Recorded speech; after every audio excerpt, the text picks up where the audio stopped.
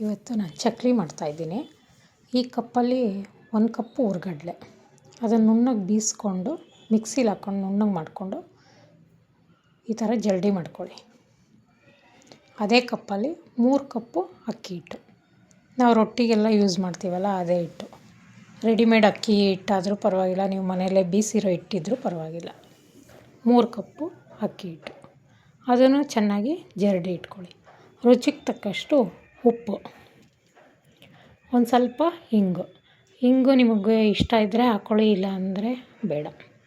1 spoon ಬಿಳಿ ಎಳ್ಳು ಹಾಕ್ಕೊಂಡಿದ್ದೀನಿ, 2 ಸ್ಪೂನು ಅಚ್ಚ ಖಾರದ ಪುಡಿ ಹಾಕಿದ್ದೀನಿ. ನಿಮಗೆ ಖಾರ ಜಾಸ್ತಿ ಬೇಕು ಅಂದರೆ ಖಾರ ಹಾಕ್ಕೊಳ್ಳಿ.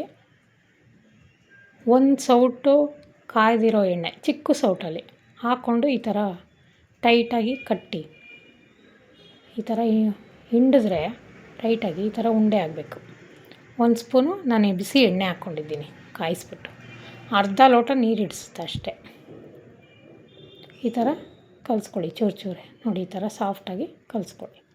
ಈ ಥರ ಮೆತ್ತಗೂ ಇರಬೇಕು, ಒಂದು ಸ್ವಲ್ಪ ಗಟ್ಟಿನೂ ಇರಬಾರ್ದು, ತುಂಬ ತೆಳ್ಳಗೂ ಇರಬಾರ್ದು, ಮೀಡಿಯಮ್ ಆಗಿ ಇರಬೇಕು. ಹಿಟ್ಟು ಹದವಾಗಿರಬೇಕು, ಇಲ್ಲಾಂದರೆ ಎಣ್ಣೆ ಕುಡಿಯುತ್ತೆ ಚಕ್ಲಿ, ಇಲ್ಲಾಂದರೆ ಒಂಥರ ಕಟಕ್ಲು ಥರ ಆಗುತ್ತೆ ನೋಡಿ. ಈಗ ಮೆತ್ತಿದ್ರೆ ಈ ಥರ ಸಾಫ್ಟಾಗಿರಬೇಕು. ಚಕ್ಲಿ ಒಳಗೆ ಒಂಚೂರು ಎಣ್ಣೆ ಸೇರ್ಕೊಳ್ಳಿ, ಹಾಕ್ಕೊಂಡು ಈ ಥರ ಉಂಡೆ ಮಾಡಿಕೊಂಡು ನಿಮ್ಗೆ ಯಾವ ಶೇಪಿಗೆ ಬೇಕೋ ಹಾಗೆ ಒತ್ಕೊಳ್ಳಿ. ನಾನು ರೊಟ್ಟಿ ಮಾಡೋ ಶೀಟ್ ಮೇಲೆ ಒತ್ಬಿಟ್ಟು ಹಾಕ್ತಾಯಿದ್ದೀನಿ. ಒಬ್ಬೊಬ್ಬರು ಹಂಗೇ ಬಾಣಲಿಲೂ ಹಾಕ್ತಾರೆ, ಹಂಗೆ ಒತ್ಬಿಡ್ತಾರೆ ಬಾಣಲಿಗೆ. ನಿಮ್ಗೆ ಹೆಂಗೆ ಅನುಕೂಲನೋ ಹಂಗೆ ಮಾಡಿ.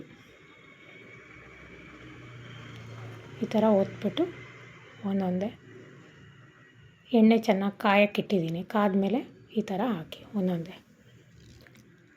ಈ ನೊರೆ ಎಲ್ಲ ಹೋಗೋವರೆಗೂ ಬೇಯಿಸ್ಕೋಬೇಕು. ಈ ನೊರೆ ಎಲ್ಲ ಹೋಗ್ಬಿಟ್ರೆ ಬೆಂದಿದೆ ಅಂತ ಒಂಚೂರು ಬೆಂದಮೇಲೆ ತಿರುಗಿಸಿ ಹಾಕ್ಕೊಳ್ಳಿ.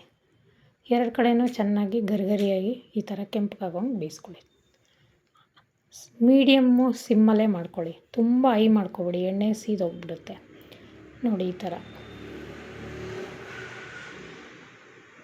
ತುಂಬ ಟೇಸ್ಟಾಗಿ ಬಂದಿತ್ತು, ಗರಿಗರಿಯಾಗಿ ಬರುತ್ತೆ. ಒಂದು ಸಾರಿ ಎಲ್ಲರೂ ಟ್ರೈ ಮಾಡಿ.